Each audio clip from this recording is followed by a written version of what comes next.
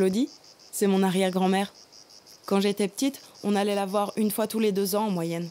Ce n'est pas seulement parce qu'elle habitait loin, c'est parce qu'elle représentait le fruit défendu de la famille. J'ai toujours entendu d'elle qu'elle était une mère indigne, qu'elle avait abandonné ses enfants, qu'elle ne pensait qu'à faire la fête. Pourtant, à chaque fois que je la voyais, personne n'en parlait de ça. Tout se passait bien. Avec le temps, tout ça m'a paru fortement étrange. Pourquoi est-ce que c'est elle qu'on blâme, alors que c'est son mari qui a fait de la prison ? Pourquoi ne s'est-elle jamais défendue ? Ce qui était clair, c'est qu'elle semblait assumer ses choix de vie et être épanouie. Quand j'ai eu 18 ans, j'ai pris le train et je suis allée à la rencontre de mon arrière-grand-mère et de son passé.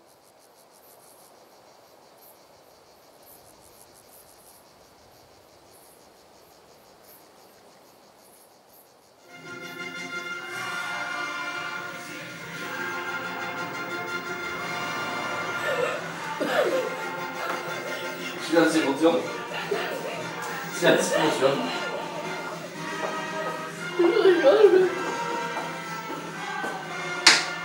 De l'océan, bon, bon, bon.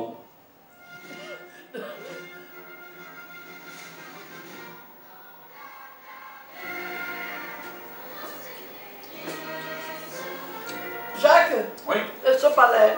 oui, de suite. J'aurais été probablement comme les autres, sans doute. Mais mon cas était différent parce que justement, mon mari a opté, lui, et vraiment opté pour la collaboration avec l'occupant. Ce qui a fait que tu es obligé d'être ou pour ou contre. Et comme je n'étais pas pour, au contraire, j'ai été contre. Voilà. Il ne savait pas mon activité, petite activité, hein, j'étais pas une résistante de grande envergure, loin de là.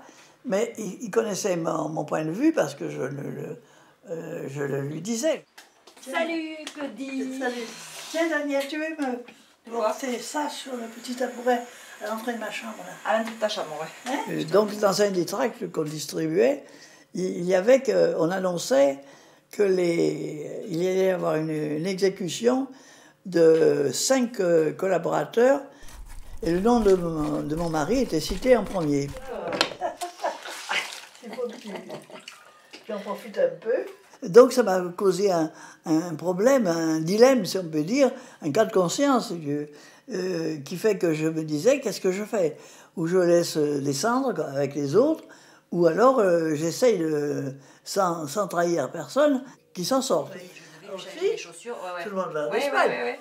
Je devais lui changer des chaussures que j'avais achetées. Donc hier soir, entre 2 patients, je suis vite allée au GA. J'ai quand même pensé que c'était le père de mes enfants et que ça allait probablement me poser plus tard des problèmes peut-être en disant ai-je bien fait, ai-je pas. Et puis il se retourne et lui dit tu m'as déçu, Batman. Tu connais Batman avec la carte? Oui, avec la carte. Ah écoute, quand tu m'as raconté ça, j'étais morte de rire. Tu m'as déçu, Batman. Et alors donc j'ai opté pour essayer de l'en sortir, de lui sauver la vie, il n'y a pas d'autre mot, sans problème pour les résistants. On en a un peu. Pioche.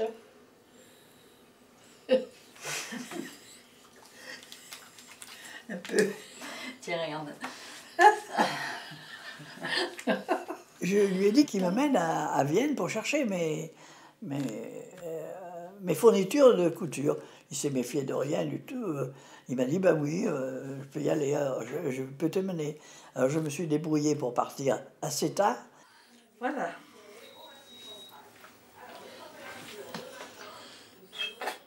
Il m'a ramené à l'atelier, et lui, il est reparti pour l'usine, ne sachant rien, ignorant tout. Et quand il a été là-bas, c'était le branle-bas, il y avait quatre gars qui avaient été assassinés, si on peut dire. Il a eu, rétrospectivement sans doute, la peur de sa vie. Il a dû dire, mais comment ça se fait qu'il n'a pas compris que c'était fait exprès. Mais il s'est dit, j'ai eu un pot terrible de ne pas être là. Mais il était dans une rage folle contre les résistants qui avaient tué ses copains. Alors il est revenu à la maison l'après-midi, alors il m'a tombé dessus comme vraiment j'étais responsable. Et là, il m'a donné une paire de gifles magistrales. Oh, je ne l'ai pas sur place. Attends, si pendant que tu y es, si tu veux, en dessous de ce pantalon, il y a un pantalon bleu marine. Il est reparti, lui, il est reparti à Rhône-Poulenc, à son bureau.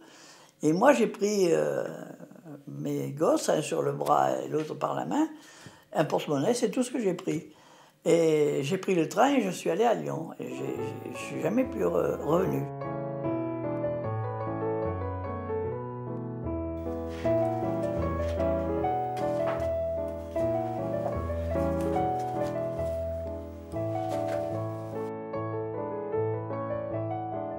J'ai réussi à stabiliser un peu la situation, c'est-à-dire les enfants étant gardés, moi pouvant travailler, ça allait à peu près.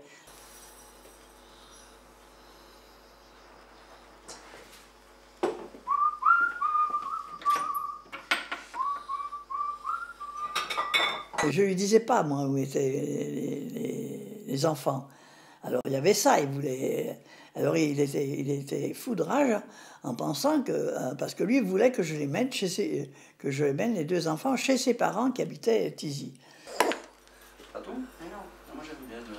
Ah mince, alors Ça, Ils m'ont dit que, pareil, que j'étais une mère indigne, de laisser des enfants comme ça chez des étrangers, alors qu'il y avait des grands-parents qui avaient les moyens et qui pouvaient les élever comme il faut, leur assurer une vie normale, stable, pour les mettre à l'école et tout, alors que moi, évidemment, en travaillant toute seule à Lyon, à l'époque, on n'avait aucune aide, on n'avait rien.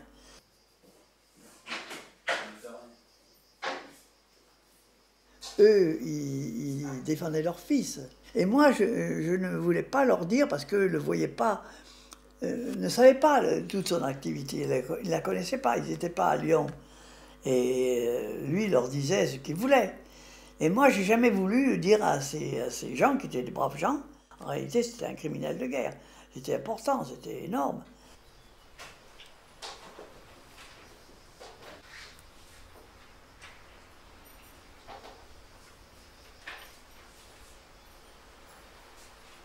Alors après, j'ai réfléchi, je me suis dit peut-être... Mais là, je les perds, je suis sûr que Et puis alors, je les ai quand même menés. Et alors, j'allais voir de temps en temps, et puis après, de moins en moins.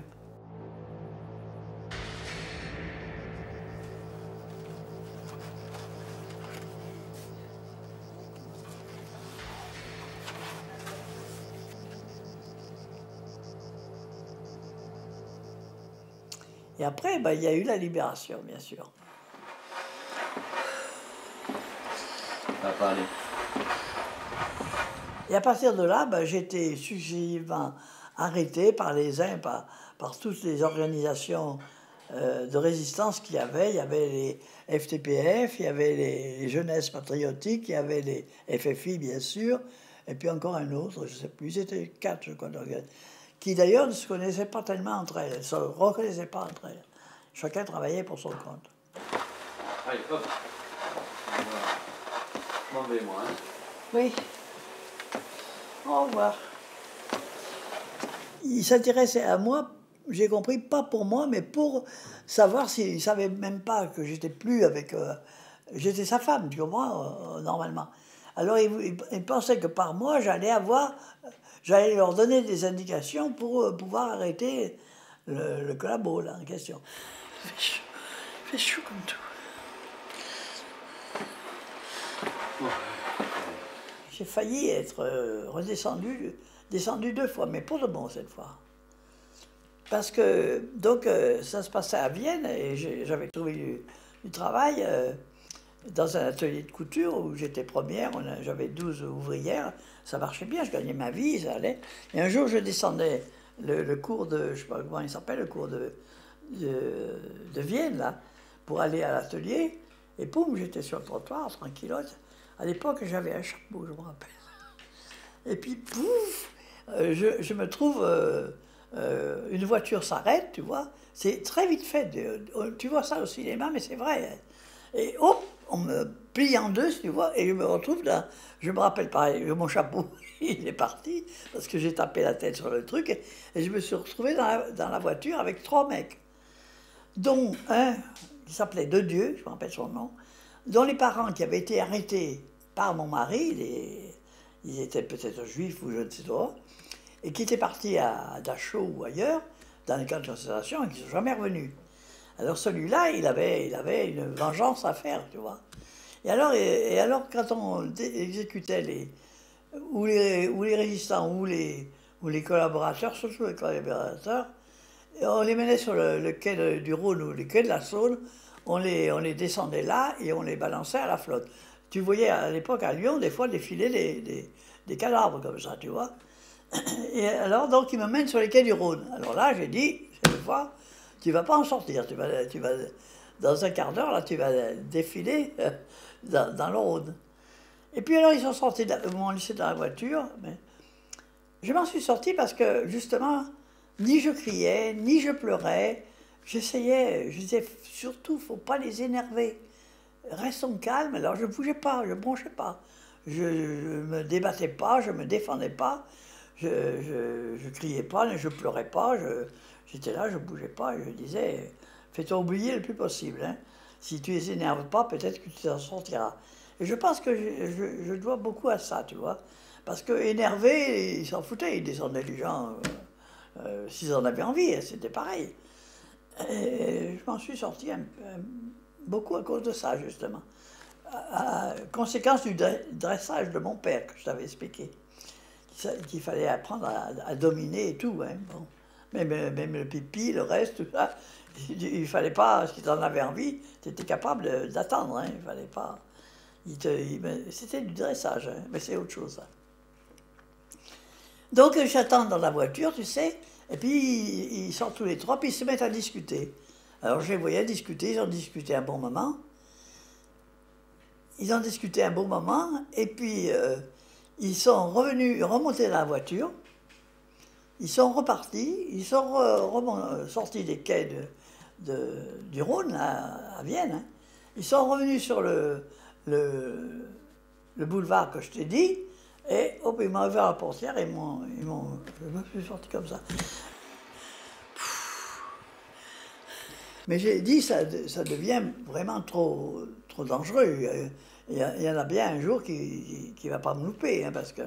Alors là, j'ai pris mes kicks et mes claques. C'est là où j'ai rencontré Lisette.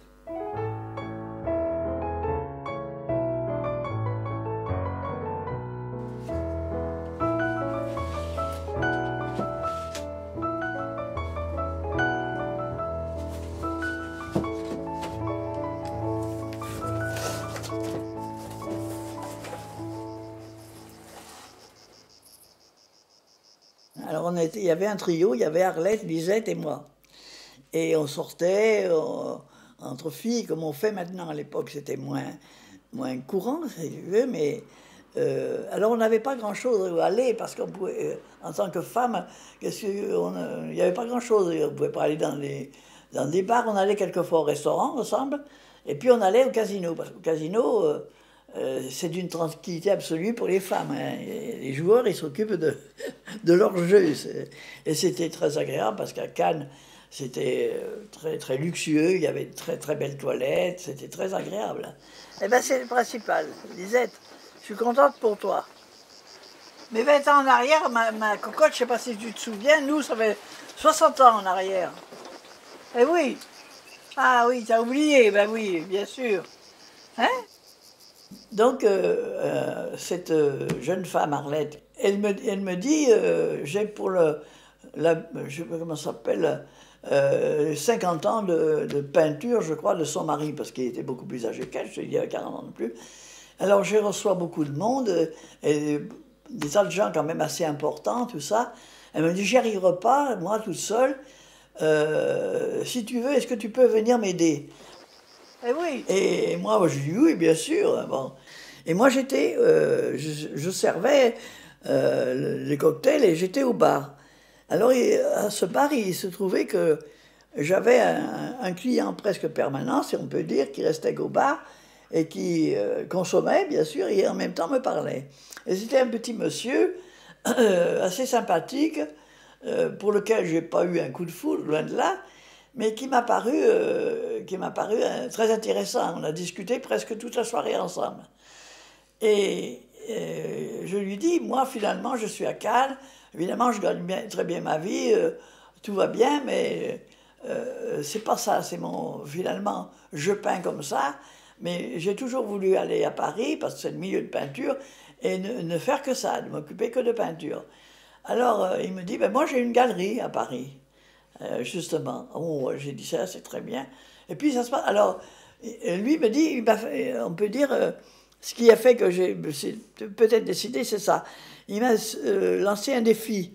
Il m'a dit, oui, vous dites ça, mais vous voulez partir, vous voulez tout laisser tomber, vous voulez aller à Paris, à l'aventure, pour rentrer dans le milieu de peinture, mais personne ne le fait. On ne peut pas le faire. Vous n'allez pas laisser tomber, alors vous gagnez largement votre vie ici, et partir à l'aventure à Paris.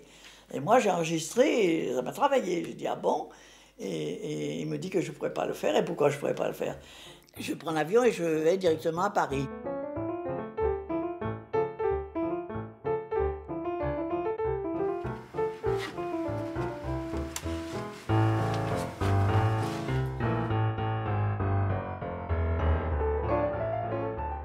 Et moi, je me pointe et je rentre à la galerie. Alors, quand Gineste me voit, il dit à Toffoli, eh bien, je ne dîne pas avec toi ce soir. Alors, bon, Toffoli, il est parti. Il dit, non, tu ne nous avais pas parlé de nous donner à boire? Oui. Et alors, bon, on discute un moment, je lui dis, voilà, il me dit, mais qu'est-ce que vous voulez faire? Enfin, je lui dis, j'aimerais rentrer dans le milieu peinture, ne faire que trouver peut-être un atelier, enfin, m'intégrer et connaître ce milieu. Alors il me dit, bon, ben écoutez, de toute façon, je vais voir ça, tout ça, alors on va aller dîner. Ah, je lui dis non, moi je dîne pas, parce que j'ai mon amie Lisette à Saint-Nom, il m'attend pour manger, alors, ah bon, alors, alors finalement, Toffoli a mangé tout seul, Gineste a mangé tout seul, et moi je suis parti à Saint-Nom-la-Bretèche. Un petit coup, c'est tout. Oui. Et je venais souvent à cette galerie parce que je voyais les peintres, les expositions, les gens qui venaient, enfin c'était intéressant. Et un jour il me dit, je suis associé parce que comme moi je ne peux pas être tout le temps à Paris, que j'ai des affaires à Béziers, Gineste me dit, j'ai mon associé il se trouve il est malade, il a un cancer et il est obligé, il vend ses parts. Alors, est-ce que ça vous intéresse? J'ai dit, mais oui, ça m'intéresse, moi. Et je lui dis, c'est combien? Il me dit, oh, on verra après, ça vous intéresse? Je lui dis, oui, ça m'intéresse. Il me dit, bon, ben alors, voilà, vous devenez la directrice de la galerie. En réalité, j'ai jamais payé, j'ai pris la galerie et le bonhomme tout en même temps. Et alors, je vais dire ça à Lisette. Lisette, elle était folle. Elle me dit, mais c'est pas possible, c'est pas possible. Tu arrives, il y a 3 semaines que tu es à Paris, tu te trouves une galerie, alors que tout le monde cherche. Ah ben, je dis, c'est comme ça, c'est la chance. Et puis, on s'est mariés, voilà. Si un jour la vie t'arrache à moi, si un jour je sens loin de moi. Et donc, on a gardé cette galerie une dizaine d'années. Et puis, on l'a vendue parce que à ce moment-là, Gineste avait à Béziers une imprimerie d'art où il faisait des hebdomadaires, une revue qu'il avait créée qui s'appelait Vision sur les Arts. Donc, on est revenu habiter à Béziers. Et on a donc vendu la galerie à Paris et on s'est rapatrié à Béziers.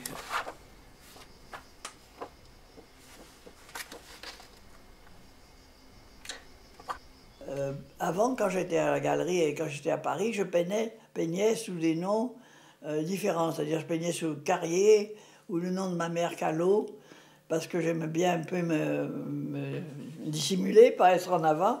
Et quand je suis rentré ici, j'avais une forme de peinture qui découlait du peintre Sarri, c'est-à-dire que j'avais beaucoup peint dans son atelier, et je peignais un peu dans cet ordre d'idées-là. Et un jour, Gineste, lui qui était, ce qu'on peut appeler des coureurs de talent, il avait des peintres sous contrat, des jeunes peintres, il me dit, tu sais, cette peinture, c'est pas la tienne. Fais-moi un truc à ton idée, sans penser, en oubliant ce que tu as pu apprendre et tout ça. Et alors je lui fais un tableau différent un peu des autres. Et il m'a dit, ben ça, tu vois, c'est intéressant.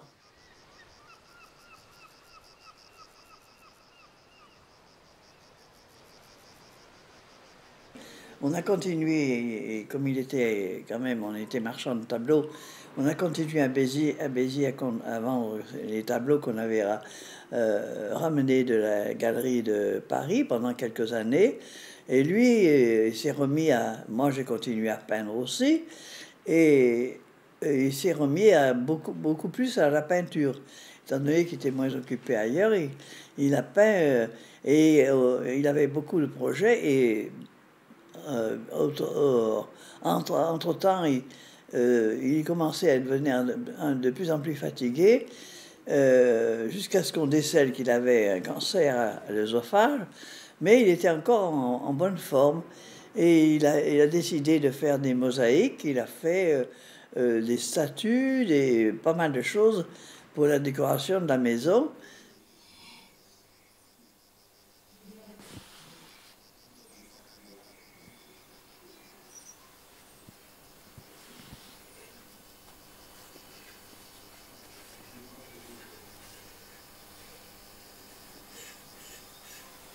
Il a fait énormément, pendant les 2 dernières années de sa vie, il a fait un travail énorme. Il a beaucoup peint, il s'est occupé, entre-temps il avait fait des tapisseries d'Aubusson qui sont superbes. Et bien entendu, il est devenu de plus en plus malade et il a été obligé de suivre un traitement de chimio, ce qui a un peu arrêté. Et puis malheureusement, au bout de 2 ans après, il est décédé des suites de cette maladie.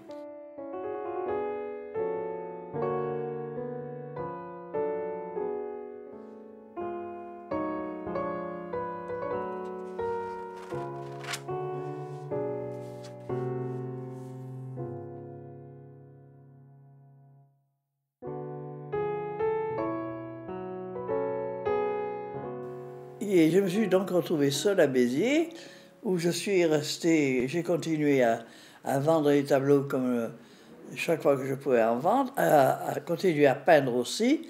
Et je suis resté dans cette grande maison seul pendant 4 ans. Je suis resté 4 ans.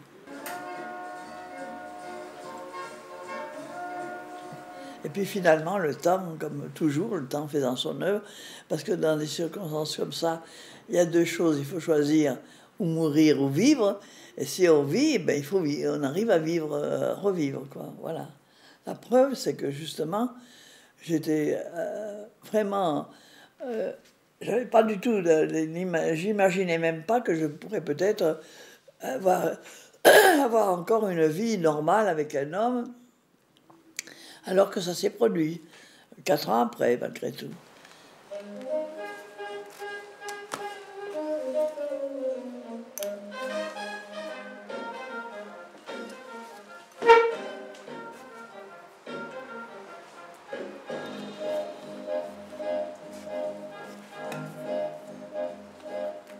Et un jour, moi, donc des gens qui m'invitaient m'ont invité à un repas le soir, et j'y suis allée, donc, et j'avais comme voisin un monsieur, Jacques, qui, pendant tout le repas, on a parlé. Et moi, je le trouvais pas mal. Il avait les cheveux très blancs, donc je croyais qu'il était plus âgé qu'il n'était en réalité.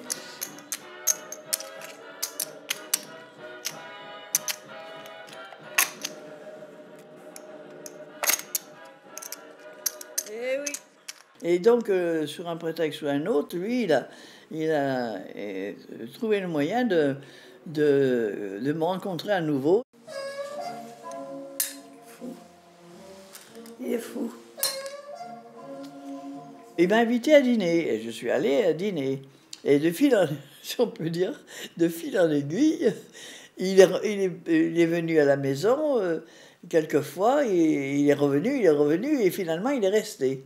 Donc depuis, à partir de ce moment-là, on a vécu ensemble. Eh bien tant pis, m'en fous.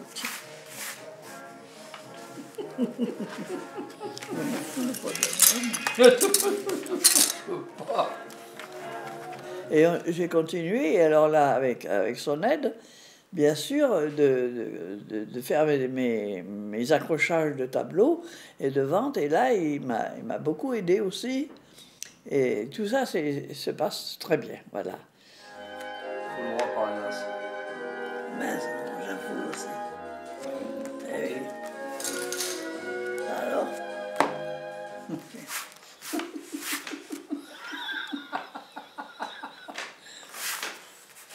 Alors évidemment, il y a eu un problème à un moment donné parce que j'ai su bien entendu que cet homme était mais vraiment beaucoup plus jeune que moi, et ça m'a quand même posé un problème. J'ai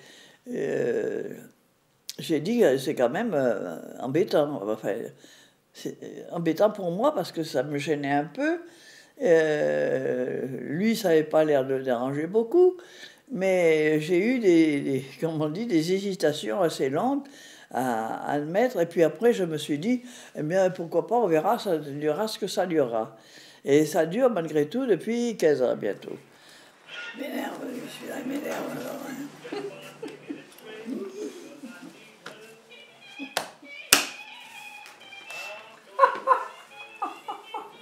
Oh, avec leur modeste au moins.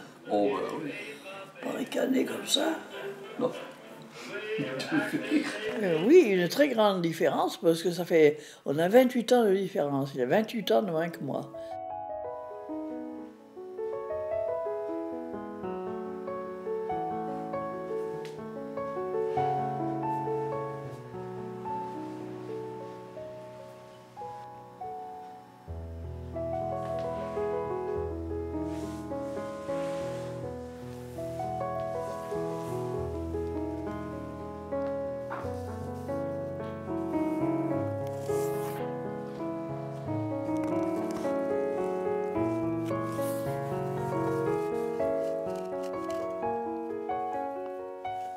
On continue, à fur et à mesure, on continue à vivre, mais de moins en moins exister, ce qui n'est pas la même chose.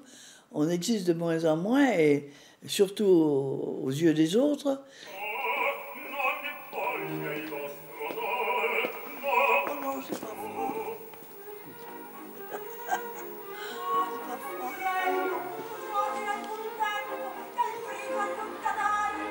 La fin, justement, c'est bien fait, la vie est bien faite, parce que c'est la fin justement de quelque chose qui ne peut pas durer plus longtemps.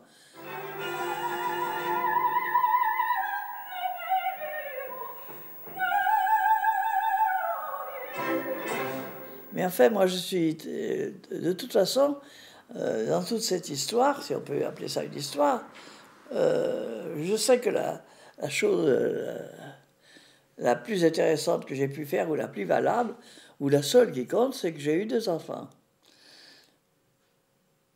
Le reste, ça n'a certainement pas beaucoup d'importance. Ça n'a pas beaucoup d'importance parce que quand on s'en va, eh bien, de toute façon, la vie continue, le soleil brille, le ciel est bleu, les fleurs, les fleurs continuent à fleurir, et les gens continuent à vivre. Et finalement, ça fait ton petit passage sur la terre pour pas grand-chose. Il n'en reste rien. Les souvenirs ne durent jamais longtemps.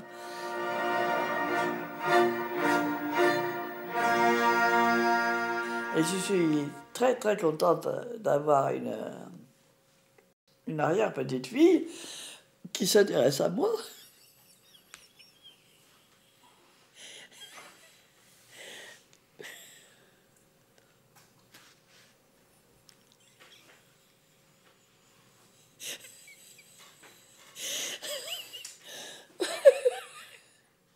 Je vais reprendre.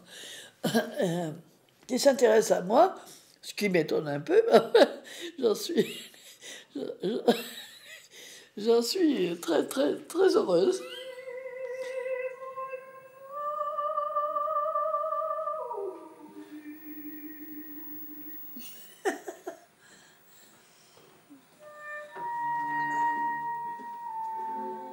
Il faut penser que la vie, elle est faite de petits bonheurs, quelquefois des instants de grand bonheur.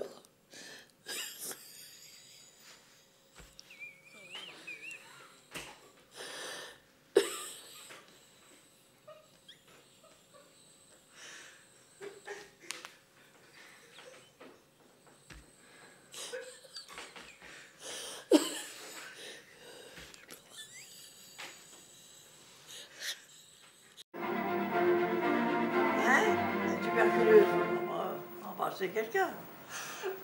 C'est tuberculeuse, mais pourquoi tu dis ça? Parce que c'est vrai.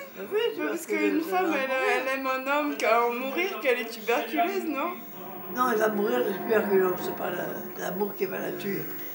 Mais, eh oui, c'est ça. Il faut rien laisser passer de ce côté-là. Parce que la vie est quand même... Il y a tous les aléas et tout ça, il y a des vacheries qui se font, mais la vie est belle quand même. La vie est belle. Bisous, Jacques. Elle est morte, tu vois. Voilà, on n'en parle plus. C'est trop mignon. Tu sais que t'es la seule que je vois qui rigole quand elle pleure comme ça. Si je pleurais, et en plus que je sois triste. Non, mais c'est génial.